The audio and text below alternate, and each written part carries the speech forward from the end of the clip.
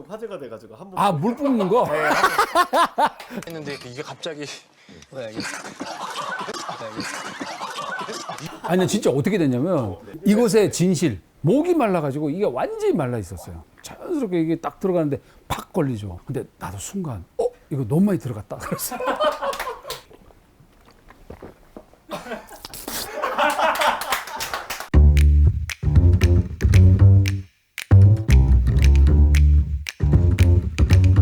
안녕하세요, 반갑습니다. 배우 변호면입니다. 아마 젊은 세대 분들이 같이 공감할 수 있는 건데 난 도대체 뭐 하고 살아야 되지 하는 고민을 저도 똑같이 하고 살았었어요. 처음에는 제가 입학을 화공학으로 전공을 했었고요.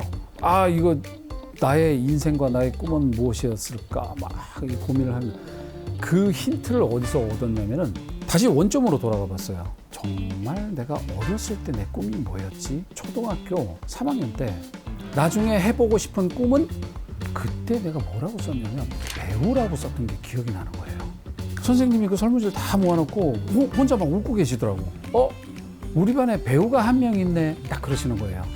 그래서 애들도 막 와 누구지 하고 막 그게 기억이 나요. 그게 진짜 꿈인가 보다라는 생각이 들더라고요. 왜 그러냐면 어렸을 때는 아무것도 없잖아. 백지 상태에서 내가 그림을 그리는 내 인생의 한 점은 순수하고 정직했던 것 같아요.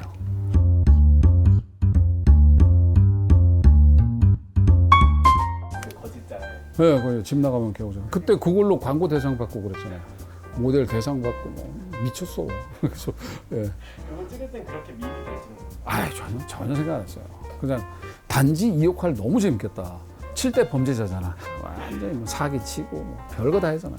난 되게 궁금했던 게 뭐냐. 왜 이런 7가지를 갖고 있는 사람이 왜 평범하게 잘 살고 있지가 궁금했어요. 그때 범죄자 또는 그 인터뷰를 어마어마하게 했어요.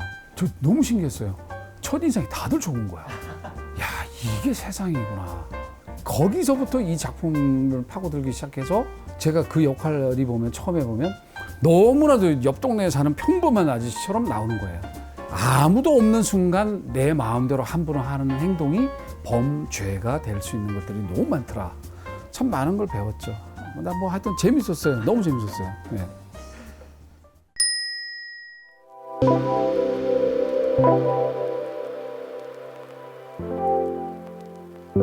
못 가졌다고 해서 네가 못한 사람이 아니다. 그러니 걱정하지 말고 내가 좀 가지고 있는 걸 가지고 조금 서로 나누자 라는 의미가 진정한 나눔인 것 같아요. 이 나눔이라는 것이 어느 정도 구체적으로 체계화가 되어져 있어야 한다. 이거를 하려면 시스템화된 곳에 내가 들어가야 되는구나 라는 걸 깨달은 거죠. 그게 이제 제가 바로 굿네이버스를 만나게 된 계기인 것 같아요. 굿네이버스랑 시작 자체는 이 아프리카 해외 취재셨어요. 그렇죠. 그때가 기억이 나세요? 언제 가셨어요? 기억 이전에 테스트였어요.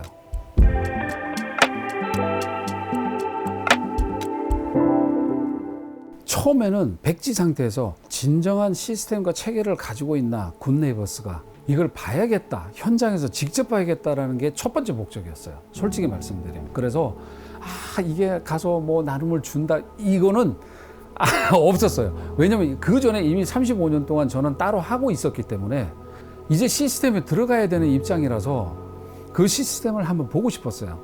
같이 일하는 사람이 어떻게 일을 하나를 전 계속 봤어요. 2가지가 저는 항상 생각이 나요. 아프리카를 갔을 때. 위기 상황이 한번 온 적이 있었어요. 그 허리 굽어가지고 왜 옆에 배에 그 고름이 꽉 찼던 애. 그래서 걔를 병원에 데리고 갔잖아요. 쭉 짜니까 고름이 정말 한 2주먹이 나왔어요. 그러니까 얘가 계속 뭐라고 막 비명을 지르는데 살려줘. 엄마 집에 가자. 그 위기 때 하던 행동이었어요.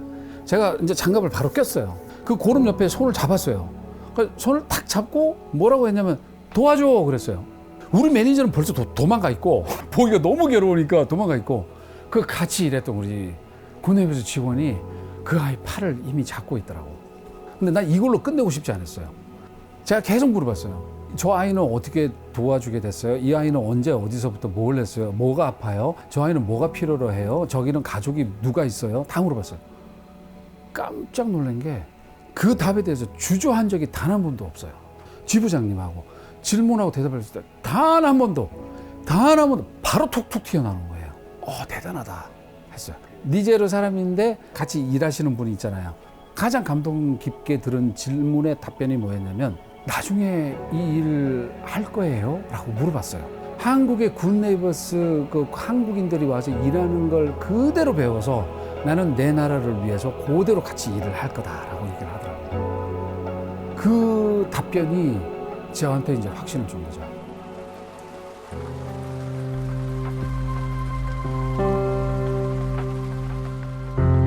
(1991년) 크리스마스 이브 때 만났던 인연의 아이들이 있어요. 우영이, 하련이, 미영이, 눈이 보이지 않는 아이들이 거주하는 곳이었어요. 똑똑똑 하고 이렇게 문을 빼꼼히 이렇게 탁 열었는데 안녕하세요 하고 이렇게 팔딱 일어나는 거예요. 내가 너무 거기에 어쩔 줄 몰라고 그냥 예 안녕하세요 그러고 들어간 거예요. 애들하고 이제 이렇게 한참 이 얘기 저 얘기 하고 뭐 아이들은 궁금해하고 아저씨는 뭐 하세요? 막 그러고 막 물어보고 막 한 시간 동안 놀다가 그래 이제 갈게 그러고 이제 나왔는데 그 중에 한 명이 뭐라 그러냐면 다음에 또 오실 거예요? 그러는 거예요. 그래서 내가 시간 봐서 그러고 나왔어요. 나왔는데 우리 왜 많은 사람들 만나잖아요. 오랜만 잘 지내? 그래 시간 한번 되면 보자 그러잖아요. 그러고 본 적 있냐고. 잘 보통 그러고 끝나잖아요. 근데 그 아이한테 말했던 나 시간 되면 시간 봐서라는 말은 나 이거 지켜야겠다는 생각이 들더라고요. 그때부터 어린이날 그다음에 행사날 항상 갔어요. 그러다 보니까 계속 친해지게 된 거야. 그래서 이제 후원자가 됐고 그다음에 후원을 하다 보니까 후원 회장도 하게 되고 이제 시작을 하게 된 거죠.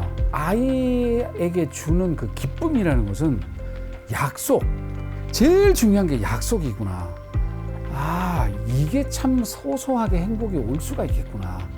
내가 돈이 조금 있어서 물건 하나라도 내가 가지고 있는 기능 하나라도 정말 우리 50만 명 정말 감사하신 분들이 참 많아요. 우리 함께 못 하시는 분들에게 이 의미를 진정하게 먼저 전달을 해주는 역할을 해야 된다. 그게 제 목표예요.